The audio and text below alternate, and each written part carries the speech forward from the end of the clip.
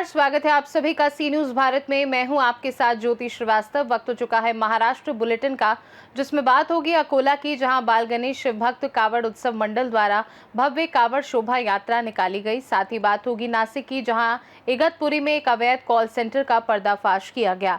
ऐसी तमाम खबरों पर विस्तार से होगी चर्चा। मूर्तिजापुर तालुका के लखोरी में प्रसिद्ध प्राचीन श्री लंकेश्वर मंदिर का रामायण काल से महत्व है और प्रसिद्ध है कि श्री राम के भाइयों ने यहाँ वैष्णवी उर्फ पूर्णा नदी के तट पर लंकेश्वर महादेव की स्थापना की थी।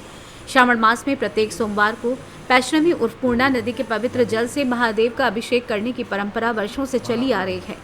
श्रावण मास में पंचकोशी में लंकेश्वर से पवित्र जल कांवड़ियों द्वारा पैदल लाया जाता है। मूर्तिजापुर तालुका के ग्रामीण क्षेत्र कंजारा में कमलगंगा नदी के तट पर प्राचीन जागेश्वर मंदिर है।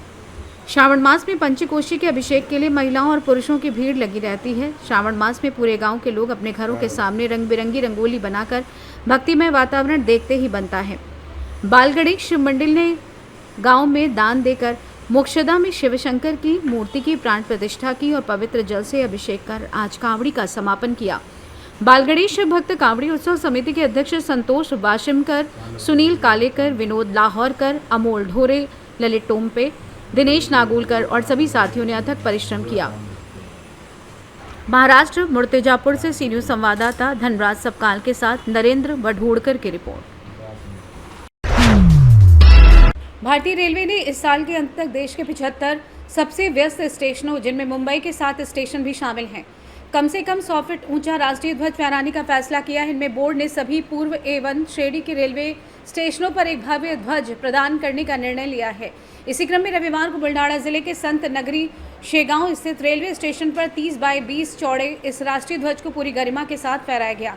इस अवसर पर स्टेशन प्रबंधक मोहन देशपांडे, रेलवे सुरक्षा बल निरीक्षक SS हरने, GRP विवेकानंद रालेभात, परिवहन निरीक्षक धर्माधिकारी सहित रेलवे पुलिस, रेलवे सुरक्षा बल के कर्मचारी उपस्थित थे। अंत में ध्वजारोहण के बाद राष्ट्रगान हुआ और ध्वज को सलामी दी गई। आइए जानते हैं केंद्रीय राज्य मंत्री प्रताप राव जाधव का क्या कुछ कहना था।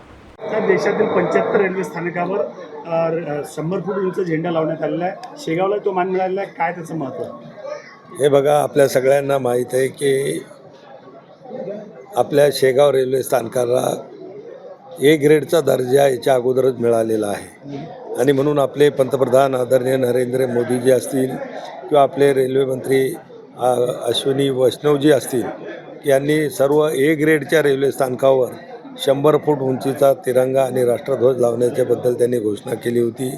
आणि आपलंही हे रेल्वे जे स्टेशन आहे आपलं तर हे सुद्धा A ग्रेडमध्ये असल्यामुळं या ठिकाणी सुद्धा तो 100 फूट उंचीचा ध्वज या ठिकाणी लावण्यात आलेला आहे। वंदे भारत हिंदी एक हिंदी। महाराष्ट्र से सी न्यूज संवाददाता संदीप सावजी की रिपोर्ट। CBI ने नासिक जिले के इगतपुरी स्थित एक अवैध कॉल सेंटर का खुलासा किया है, जहां से अमेरिका, कनाडा समेत कई देशों में फर्जी कॉल कर विदेशी नागरिकों के साथ वित्तीय धोखाधड़ी की जा रही थी। आरोपी खुद को अमेजन सपोर्ट सर्विसेज का प्रतिनिधि बताकर लोगों को भारी मुनाफे का लालच देते थे और उनके बैंक खातों से पैसे निकालते थे। ये कॉल सेंटर इगतपुरी के रेन फॉरेस्ट रिजॉर्ट में किराए की जगह पर चलाया जा रहा था, जिसमें डायलर, वेरीफायर और क्लोजर जैसे पदों पर करीब 60 कर्मचारी काम कर रहे थे।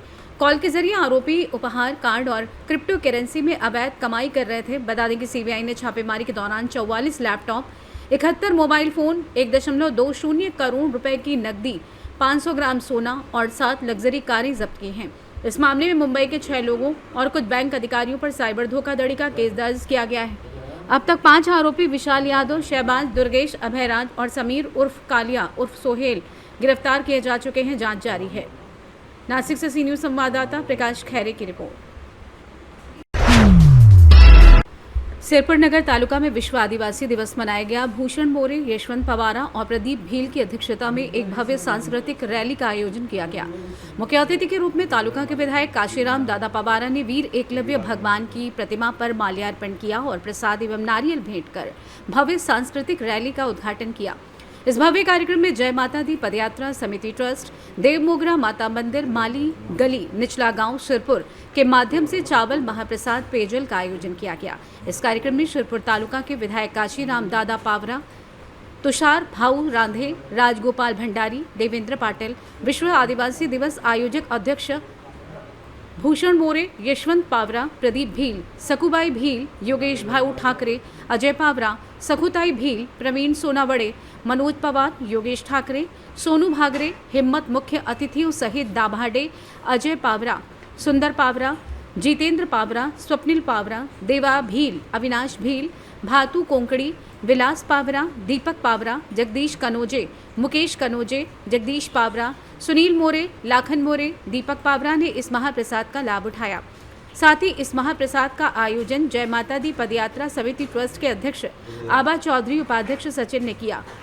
माली पिंटू, भाऊ धोबी, रविंद्र बड़गुजर, कन्हैया चौधरी, मनोज धननगर, एडवोकेट श्याम पाटिल, राकेश चौधरी, विजय चौधरी, भूपेश चौधरी, संजय लोहान, योगेश माड़ी, गोपाल माली, देवान्ना माली, आत्माराम, अप्पा माली, नारायण महाजन, जयेश महाजन, रविंद्र बापू माली, संदीप माली, जयेश माली, राहुल माली, गणेश चौधरी, बिसन चौधरी, गणेश माली, गौरव माली, बापू ठाकरे, अतुल माली, पप्पू धाकड़, कल्पेश माली, बंटी माली, सचिन कुम्हार, विनोद कुम्हार, ब्रह्मा चौधरी, लोकेश चौधरी, कल्पेश चौधरी, गुरु धाकड़, विनोद वाड़ी, मनोज वाड़ी, धीरज सिंपी, राधू मराठे, सचिन वाड़ी, अमोल सैदाने, हर्षल चौधरी, हर्षल बटगुजर, प्रहलाद कोहली, प्रकाश चौधरी, सभी सदस्यों और पदाधिकारियों ने कड़ी मेहनत की। साथ ही प्रेस बंधु और सिरपुर पुलिस विभाग और सिरपुर तालुका का भाग्य स्कूल शिक्षा मंत्री अमरीश भाई पटेल और भूपेश भाई पटेल, सुनील भाऊ जैन, भूषण मोरे, यशवंत पावरा, प्रदीप भील के मार्गदर्शन में एक भव्य दिव्य कार्यक्रम का आयोजन किया गया। सिरपुर से सी न्यूज संवाददाता ईश्वर मोरे की रिपोर्ट। महाराष्ट्र बुलेटिन में बस इतना ही। देश दुनिया की बाकी खबरों को जानने के लिए देखते रहिए सी न्यूज़ भारत।